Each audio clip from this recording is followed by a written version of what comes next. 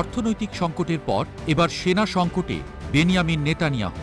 গাজায় আগ্রাসন বাড়ানোর পাশাপাশি লেবাননে স্থল অভিযান 2 মাসের জন্য স্থগিতের পরপরই সরকার পতনের সুযোগে সিরিয়ার গোলান মালভূমি দখল করে বসেছেন ইসরায়েলের প্রধানমন্ত্রী।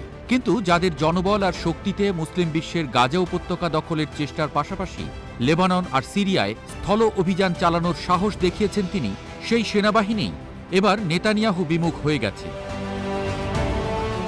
আগ্রাসন নিয়ে এত ব্যস্ত থাকার মধ্যে তার প্রতিরক্ষা বাহিনী আইডিএফ থেকে অব্যাহতি নিয়েছেন 500 জন সেনা কর্মকর্তা।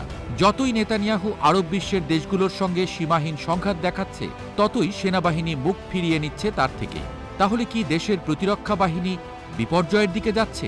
বাস্তবতা হলো, চতুর্মুখী আগ্রাসন চালিয়ে ইসরায়েল নিজেই সেনা সংকটে পড়ে গেছে।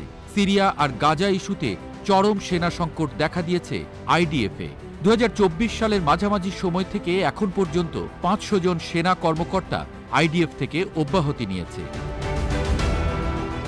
সেনা কর্মকর্তাদের মধ্যে অব্যাহতির এই প্রবণতা ইঙ্গিত দিচ্ছে 2025 সালে এই সংখ্যা আরও বাড়বে।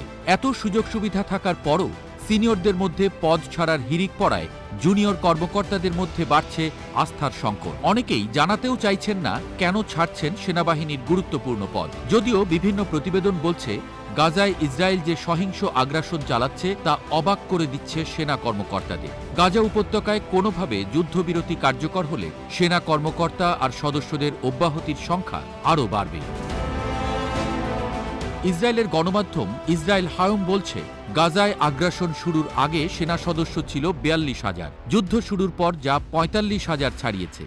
নতুন কমব্যাট ইউনিট তৈরি করতে নতুন করে সেনা নিয়োগ দিতে হবে। সেই প্রক্রিয়া এখন খুব কঠিন হয়ে গেছে, কারণ বেশিরভাগই সেনাবাহিনী ছাড়ার জন্য মরিয়া হয়ে আছে। যে কারণে ইসরায়েলের নিজের জন্যই এখন নিরাপত্তা সংকট তৈরি হয়েছে। সেনা সদস্যদের এই প্রস্থান ইসরায়েলের সেনাবাহিনীতে শূন্যতা তৈরি করছে। ঊর্ধ্বতন সেনা কর্মকর্তারা বলছেন, যুদ্ধ শুধু সমরাস্ত্র দিয়ে জেতা যায় না, প্রয়োজন পড়ে দক্ষ সেনা সক্ষমতা। সেনা সদস্যদের এই চাকরি ছাড়ার হিড়িক এমন সময়ে পড়েছে যখন বিভিন্ন অঞ্চলে নতুন করে অপারেশন শুরু করছে ইসরায়েল।